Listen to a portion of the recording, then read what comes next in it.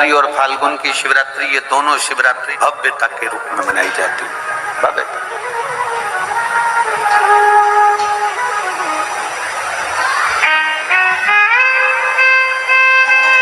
दुनिया के लोग कहते हैं कि शिवरात्रि के दिन भगवान शंकर की पार्वती जी के साथ शादी हुई, ये दुनिया के लोग कहते हैं। पर यदि जिसने शिव पुराण की कथा अगर अच्छे से सुनी हो और पढ़ी हो, तो शिव जी की शादी की जो तारीख है वो ये नहीं है। हमने पहले भी उसका वर्णन, भगवान देवाधिदेव महादेव के विवाह की जो तारीख है वो वैशाख शुक्ल पंचमी, शुक्ल पक्ष की वैशाख के महीने में जो पंचमी पड़ती है उस दिन भगवान शंकर और पार्वती जी का विवाह हुआ था। ये जो शिवरात्रि है ये विवाह की रात्रि नहीं है, ये शिवरात्रि ब्रह्मा और भगवान विष्णु ने भगवान शंकर को पहचानने के लिए पृथ्वी पर भगवान शंकर के प्रथम शिवलिंग को प्रकट करा था। तो ये शंकर जी के जन्म की शिवरात्रि प्रागट्य की।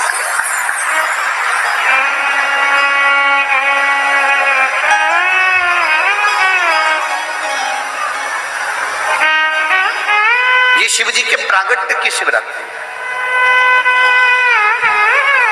ये शिवरात्रि जो आएगी माघ की शिवरात्रि, जो मूल शिवरात्रि होती है, जिस दिन शिवरात्रि के दिन भगवान ब्रह्मदेव और भगवान नारायण ने भगवान शंकर को एक पर्वत को घुमाकर उनके लिंग की आकृति, उनका स्वरूप प्रकट किया, उनका स्वरूप प्रकट किया, उनका जन्म। आपसे कोई पूछे कि शंकर जी का जन्म कब हुआ था, बिल्कुल बेझटक कह सकते हो शिवरात्रि के दिन हैप्पी बर्थडे ने टू यू, उसमें तुम्हें सोचना नहीं है। भ्रम फैलाने वाले बहुत भ्रम फैलाते हैं। और आज इस व्यासपीठ से एक बात और कहना चाहेंगे, जिसको अपने जन्म की तारीख ना मालूम हो, जिसको अपने जन्म दिन ना मालूम हो, वो आप नियम बना लो कि आपका जन्मदिन भी शिवरात्रि के दिन ही हुआ है, पक्का। जब परब्रह्म परमेश्वर स्वयं देवाधिदेव महादेव शिवरात्रि के दिन प्रकट हो जाता है, उसका शिवलिंग, उसकी आकृति प्रकट हो जाती है, और ब्रह्मा जी ऊपर जाकर मालूम करते हैं, आकाश में बढ़ते जाते हैं, जाते हैं, तो भी उनको शंकर भगवान के शिवलिंग का छोर नहीं मिलता। भगवान नारायण नीचे की ओर बढ़ते चले जाते हैं, पाताल की ओर, और उनके चरण नहीं मिलते, तब हार जाते हैं कि शंकर को पहचानना कठिन है।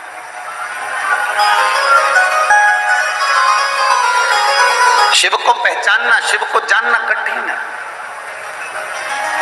बहुत कठिन। जैसे शंकर को पहचानना कठिन है, जैसे शिव को पहचानना कठिन है, उसी तरह कोई संत को, कोई गुरु को, कोई सतगुरु को पहचानना कठिन। शिवरात्रि के दिन जो बड़ी शिवरात्रि होती है, माघ महीने के अंतर्गत जो आती है, ध्यान है आप लोगों को, उस शिवरात्रि के दिन सबसे ज्यादा जरूरी क्या होता है चढ़ाना? एक बेर। क्या जरूरी है? क्या बोलते हो? बेर की बोर, जो भी बोलते हो, जिसमें गुठली होती है और अपन लोग बोर खाते हैं, बेर खाते हैं। मात्र एक बोर, एक बेर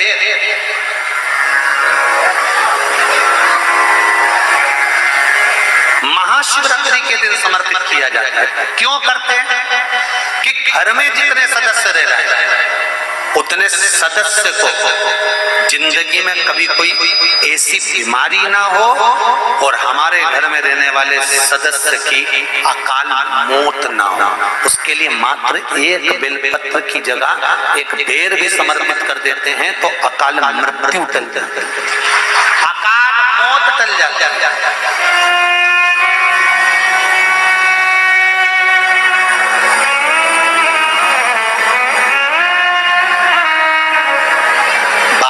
शिवरात्रि आती है,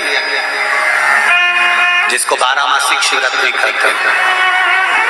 हम कई लोगों से कहते हैं अगर जिंदगी में ज्यादा नियम नहीं ले सकते तो एक नियम ले लें, और उसका फल क्या होता है ये मात्र 3 महीने की शिवरात्रि कर देखते हैं। केवल 3 महीने की शिवरात्रि, ज्यादा कुछ नहीं कर सकते। हर महीने शिवरात्रि आती है। प्रत्येक शिवरात्रि के दिन 3 जगह पर दिया लगाना प्रारंभ करते हैं। पहला बेलपत्री के वृक्ष के नीचे, दूसरा शंकर भगवान के मंदिर पर, तीसरा आंवले के वृक्ष के नीचे। केवल ये 3 जगह पर दिया लगाना चालू कर दो। कौन से दिन?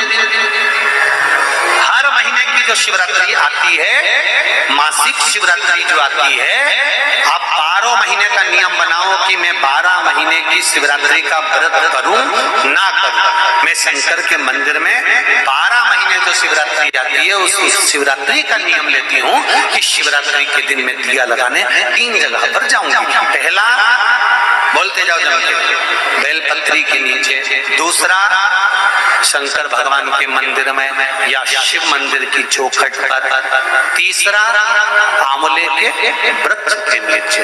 ये 3 जगह पर आप प्रणाम कर झोली पसार कर बाबा देवाधिदेव महादेव, माता लक्ष्मी और पार्वती के नाम से दिया लगाना प्रारंभ कर दीजिए। 3 महीने की शिवरात्रि पूरी हो, ये निश्चित है अगला पत्र आपका इस जगह पर मिलेगा कि बाबा ने मेरा ये कार्य किया। शंकर जी को शिवरात्रि पे क्या चढ़ाया जाता है? बेर। कितने बेर चढ़ाते हैं? शंकर जी को शिवरात्रि पर कितने बेर चढ़ते हैं? हर शिवरात्रि का एक। 12 महीने में कितनी शिवरात्रि आती है? 12 बेर शिव जी को समर्पित होते हैं शिवरात्रि के दिन। काय के लिए चढ़ाए जाते हैं? एक बेर का क्रम है। पहला बेर शंकर जी को जब चढ़ाते हैं तो वो वंश की वृद्धि करता है। दूसरे नंबर का बेर जब चढ़ाते हैं वो संपदा प्रदान करता है। तीसरे नंबर का बेर चढ़ाते हैं वो बच्चों को बुद्धि प्रदान करता है। चौथे नंबर का बेर जब शिव जी को समर्पित करा जाता है शिवरात्रि के दिन, वो घर में से रोग धोक बीमारी को हटाता है। 5वें नंबर का जो बेर शिव जी को समर्पित करा जाता है वो हमको रोगों से मुक्त करता है। 6ठे नंबर का बेर अटके हुए काम को बनाता है। 7वें नंबर का बेर हमारे कोई कार्य नहीं हो रहे उन कार्यों को सफलता की ओर ले जाता है। 8वें नंबर का बेर हमारे घर में कुछ खुशियां लेकर आता है। 9वें नंबर का बेर हमारे घर में वैभव को प्रदान करता है। 10वें नंबर का बेर हमारे घर में संपदा देता है। 11वें नंबर का बेर व्यक्ति को एकादशी के फल के बराबर पुण्य प्रदान करता है। और 12वें नंबर का बेर व्यक्ति के जीवन को सौभाग्यमय बनाता है, नारी को अखंड सौभाग्य प्रदान करता है। 12 महीने शिवरात्रि आती है। हर महीने का एक बेर, एक शिवरात्रि का एक बेर भगवान शंकर को 12 महीने का इकट्ठा कर एक मूल शिवरात्रि के दिन शिव को समर्पित करना चाहिए। जीव को अखंड सुख की अनुभूति होती है, अखंड सुख। शिवरात्रि का प्रसंग कहता है अपने मन की अभिलाषा रखकर तुम्हें जो चाहिए, एक काली मिर्ची और तिल्ली के 7 दाने। एक काली मिर्ची और काली तिल्ली के कितने दाने? 7 दाने हथेली में रखकर अपनी कामना कर मन से अपने मन के बात को कहकर शंकर भगवान के शिवलिंग पर चढ़ा दीजिए। आपकी मनोकामना, कहते हैं हर महीने शिवरात्रि आती है, इस शिवरात्रि पर, मुख्य शिवरात्रि पर चढ़ाओगे, अगले महीने की जब शिवरात्रि आएगी तो आपकी मनोकामना पूरी हो जाएगी। एक काली मिर्ची और 7 काली तिल्ली के दाने मात्र। महाराज, जिसके घर में क्लेश रहता है, बहुत ज्यादा लड़ाई झगड़े हो रहे हैं, सास बहू के झगड़े, ना बहू कुछ सुनने को तैयार ना सास सुनने को तैयार, और घर में बेचारे पुरुषों की आपत, यहाँ भाई भाई झगड़ रहे हो, सास बहुएं झगड़ रही हो, कुछ मत करिए। गेहूं की बाली को तोड़ो। गेहूं की बाली जानते ना, जिसमें आप लोग तो गेहूं की बाली को तोड़ना है और बाली 7 बाली तोड़कर अपने घर में घुमाकर अपने घर का नाम और गोत्र बोलकर उसको शंकर को समर्पित कर दीजिए। जिंदगी में कभी सास बहू का झगड़ा नहीं होगा हमारा। शिवरात्रि के दिन उसको समर्पित करिए, आपके घर में कभी क्लेश नहीं मच सकता। 12 महीने शिवरात्रि आती है। और शिवरात्रि के दिन रात्रि को 12 बजे शंकर भगवान पर एक धतूरा चढ़ा दो। क्या चढ़ाना है? जम के बोलिए जरा। धतूरा। ये शंकर भगवान को धतूरा चढ़ा दो। 12 बजे रात्रि को शिव जी पे धतूरा चढ़ाओ। आधे घंटे तक धतूरा चढ़े रहने दो और आप श्री शिवाय नमस्तुभ्यम का जाप करो। जिस शंकर जी पे धतूरा चढ़ाए उस मंदिर के बाहर बैठकर कौन सा मंत्र जपना है? श्री शिवाय नमस्तुभ्यम। फिर से बोलो, श्री शिवाय नमस्तुभ्यम। धतूरा चढ़ाकर श्री शिवाय नमस्तुभ्यम का स्मरण करिए। और जो दुकान नहीं चलती हो, घर में लक्ष्मी नहीं टिकती हो, खेत में फसल अच्छी नहीं आती हो, संपदा नहीं आ रही हो, बस उस धतूरे को लाल वस्त्र में बांधकर अपनी दुकान में, अपने व्यापार में, अपने घर में रात को 12:30 बजे उठाकर लाओ और 4 बजे के पहले उसको अपनी दुकान, व्यापार, व्यवसाय में उसको बांध दीजिए। और अगर जो जमीन फसल सही नहीं दे रही हो उस जमीन में ले जाकर गाड़ दीजिए। आपको जीवन में कभी तकलीफ नहीं भोगना पड़ेगी। लक्ष्मी बढ़ती चली जाएगी, संपदा बढ़ेगी। जो व्यक्ति ज्यादा बीमार रहता हो, बहुत बीमारी उसको घेरे रहती हो, परेशान रह रहा हो, बीमारी बनी हुई है, तो बोर चढ़ाइए। बेर, क्या बोलते हैं यहाँ पर? बेर की बोर। वो खाने वाला बेर जो होता है, उस बेर को 7 बेर ले लो और 7 बेर को लेकर अपने ऊपर से घुमाकर शिवरात्रि की दोपहर के 12 बजे शंकर भगवान के शिवलिंग पर ले जाकर उस बेर को चढ़ा दीजिए। आपका रोग, आपकी बीमारी मात्र 3 महीने के अंदर समाप्त हो जाएगी। बेर चढ़ाने का बड़ा महत्व है। यहाँ चढ़ाते हैं कि नहीं चढ़ाते? चढ़ाते हैं। शिवरात्रि के दिन बेर चढ़ाने का बड़ा महत्व है। और शिवरात्रि पर चढ़ा हुआ वो बेर उठाकर ले आइए और उस बेर को उठाकर रख लीजिए। मान लो किसी को उदर से जुड़ी हुई जब तकलीफ रहती है, पेट से जुड़ी हुई तकलीफ रहती है, पेट से जुड़ी हुई कोई भी प्रॉब्लम हो, अगर पेट से जुड़ा हुआ कोई भी रोग आपको लग गया और डॉक्टर की दवाई चल रही है, सारी औषधि चल रही है, जो शिवरात्रि पर आपने बेर चढ़ाया है वो बेर अगर आपके यहाँ रखा हुआ है, वो बेर उस रोग वाले व्यक्ति को खिला दीजिए।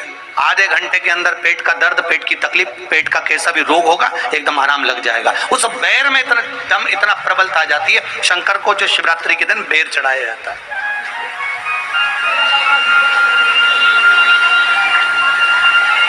भगवान शिव पर समर्पित हुआ वो बेर का इतना महत्व महाराज।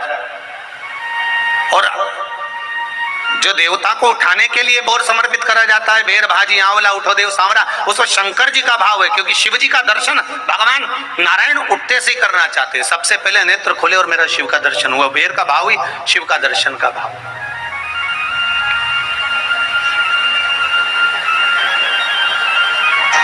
कितनी बड़ी औषधि होगी बेर के अंदर, जरा देखिएगा कि मेरे राम जी शबरी अम्बा के दरवाजे पर पहुंचे। आप लोग भजन में लेते रहते हो, शबरी संवारे रास्ता आएंगे राम जी, मेरा भी धन्य जीवन बनाएंगे राम जी।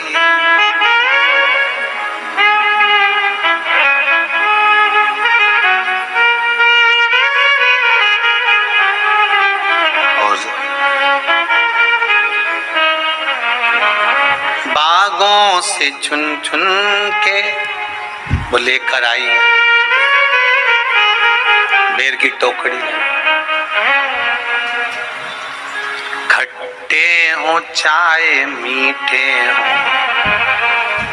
आएंगे राम जी,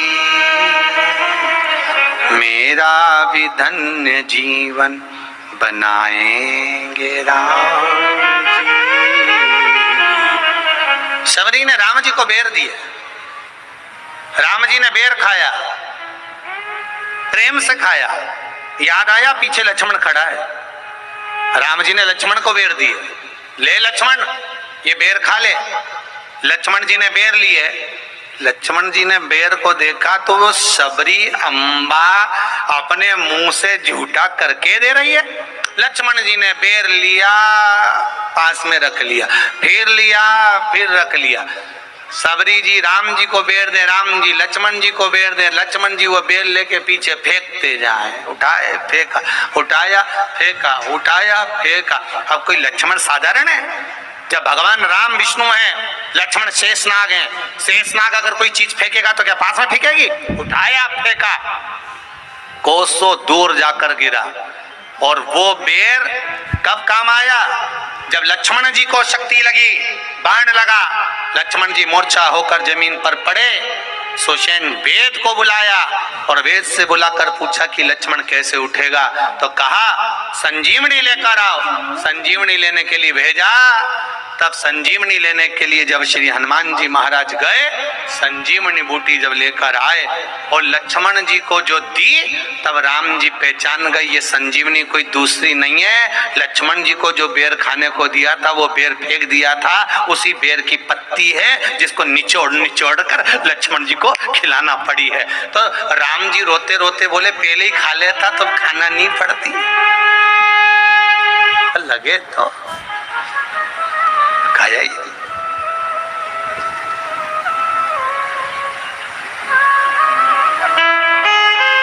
यह तो सीधी सीधी बात है ना।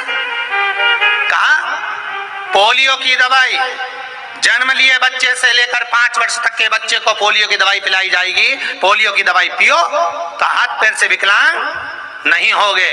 बोलो, बोलते कि नहीं बोलते? पियो विकलांग नहीं होगे। जो नहीं पिएगा वो हाथ पैर से विकलांग हो जाएगा। उसी तरह शिव महापुराण की कथा, जिसका जन्म नहीं हुआ, जो माता के गर्भ में है, उससे लेकर जो मर रहा है उस तक के व्यक्ति को सुनाई जाएगी। पोलियो की दवाई नहीं पियोगे, हाथ पैर से विकलांग हो जाओगे। शिव महापुराण नहीं सुनोगे तो काम, लोभ, विषय, आसक्ति से विकलांग हो जाओगे। इसलिए सुनो, ये सुनने का विषय है, इसको श्रवण करना, हमारे जीवन में उतार मिलेगी।